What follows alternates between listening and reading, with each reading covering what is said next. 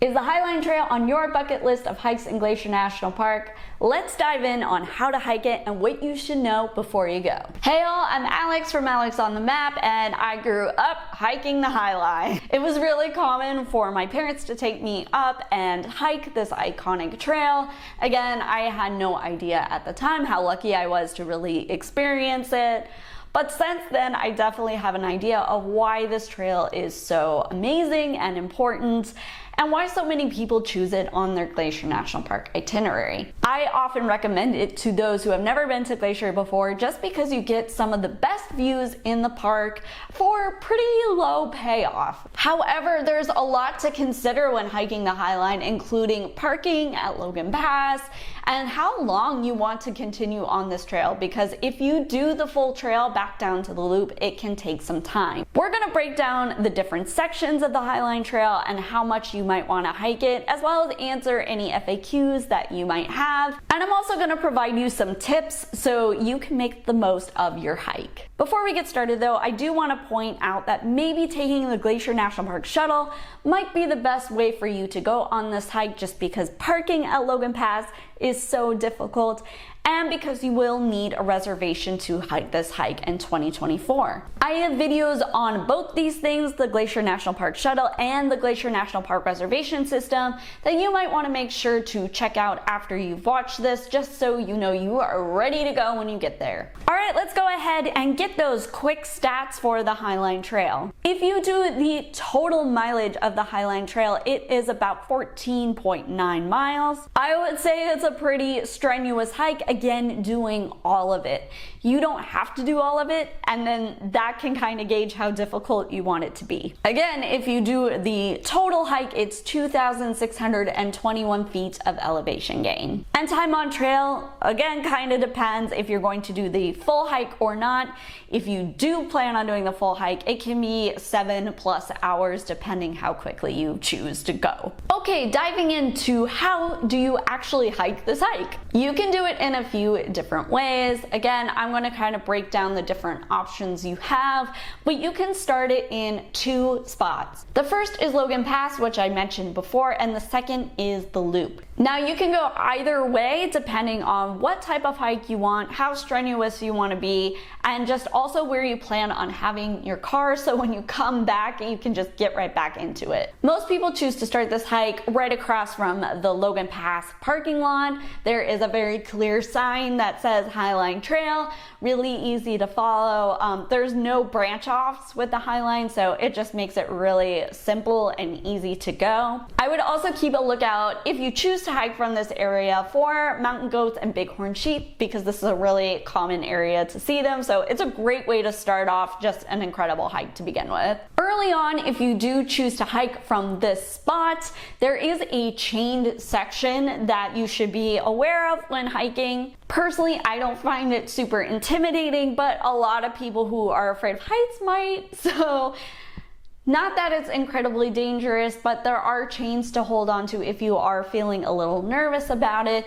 And make sure you keep an eye on your kids that they don't get too far to the edge, because it is a sheer drop off. You're also going to want to be considerate of other hikers coming either way, just because the spot is a little bit narrow, and again, that drop off can be a little scary. As you keep going, you're basically walking along the same path of going to the Sun Road. This means you're going to get a lot of the same views, but just from different angles. I personally love this because I'm usually the one who drives going to the Sun Road, so being able to see some of those views as a hiker just is so great, as comparison just I'm focusing on driving this road and I can't see around me. After you've hiked about 2.5 miles in, you're going to see Haystack Butte, which is where a pass will start. This is usually where most hikers tend to turn back and head back to Logan Pass in order to get back to their car. But if you're looking for that extra mileage and you're considering the Grinnell Glacier overlook, then you're going to want to continue on through that pass. If you're hiking to the loop, you're also going to want to continue doing that. Another common thing that people do is they stay at the Granite Park Chalet, which Daniel and I got to do last year, and it was amazing. If you have the opportunity to do it, It's incredible. Definitely recommend. Right before you reach the chalet, you'll find a spur trail leading to the Grinnell Glacier overlook. It's kind of a tough hike. You gain over 1,000 feet of elevation in under 1 mile.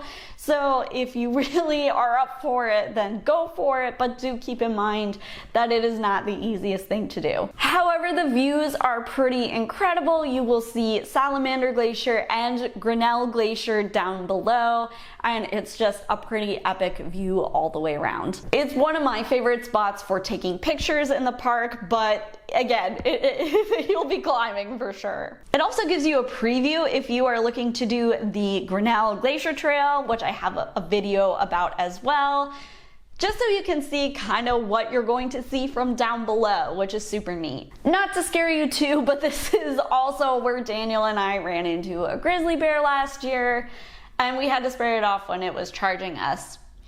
We weren't hiking at the most popular time, but we're doing a lot of things that are important with being bear aware, like making a lot of noise, and still we managed to catch it by surprise. I'm not saying this is going to happen to you, but knowing how to interact with a bear encounter can be really helpful when you are hiking some of the trails in Glacier. After you've come down from the overlook, or if you're just continuing on, you'll see the Granite Park Chalet right there. Whether you are staying or whether you are just stopping, I definitely recommend popping in and grabbing a snack and just getting a general look at this amazing chalet that's been there since the early days of the park. This is another junction to consider whether you are going to head back the way you came on the Highline or if you're going to continue on to the loop. Personally, Daniel and I typically choose to head back the way we came, personally because I just think the views are so much prettier going back than going through the loop, but it really depends on what you want to do and also where your car is parked. Another thing to keep in mind too is that this is where the downhill happens in this hike. If you are headed back over the Highline,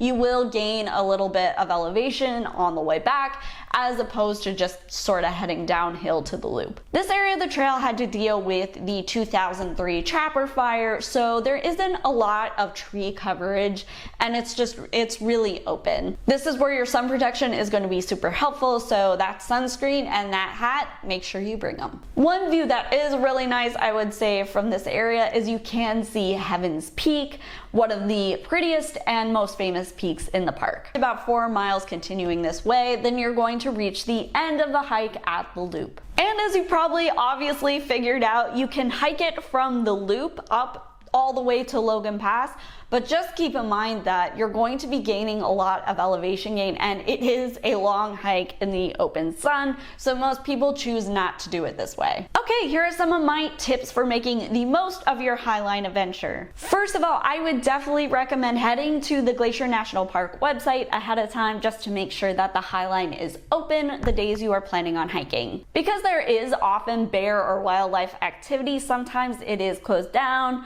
or there is a warning, just so hikers are protected while they are in the area. And weather is often a factor too. Sometimes there's just some freak storm and it's not safe for anyone to be hiking the trail. The Glacier National Park website has a whole page on this for all the trails in the park, so it's always good practice just to look in advance for any trail you plan on taking on, just so you don't arrive at the trailhead and you're ready to go and find out it's closed. Another thing to keep in mind for this trail is that you can't access all of it unless going to the Sun Road is open all the way. Normally this doesn't happen until the very beginning of July, and it usually ends up closing late October due to winter storms. So this means you're probably going to want to plan your hike from that July to September period. If you are planning on taking the Logan Pass route, I recommend getting there before 7 a.m. and if you can, even earlier.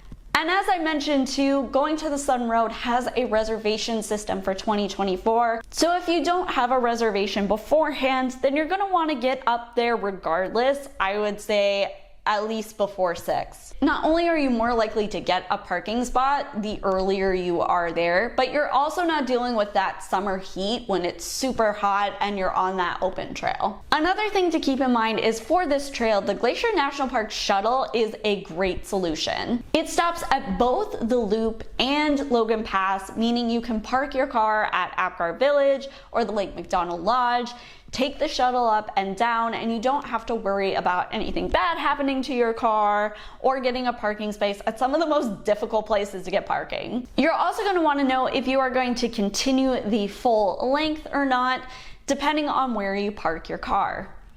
Again, if you take the shuttle, that kind of solves that problem. But if you park your car at the loop and you decide to end at Logan Pass, you're gonna have to figure a way to get back down to the loop again. All right, here are some FAQs for the Highline Trail. One question I often get is, how do I get there? And as we kind of discussed, because you can start in 2 different spots, there are 2 real different ways to get there depending on whether you're coming from the west side or the east side of the park. You can start the trail at either Logan Pass from west side, east side, but if you are starting at the loop, I recommend coming in through the west side. Otherwise, you're gonna have to drive a big section of going to the Sun Road before you hit the loop. We kind of went over this, but I wanna really drive this point home, is that you will need reservations to hike this hike in 2024 unless you get into the park before 6 a.m. or after 3 p.m. Again, I have a whole video about this that breaks things down, so you might want to check that out just to make sure that you have everything all set and ready to go.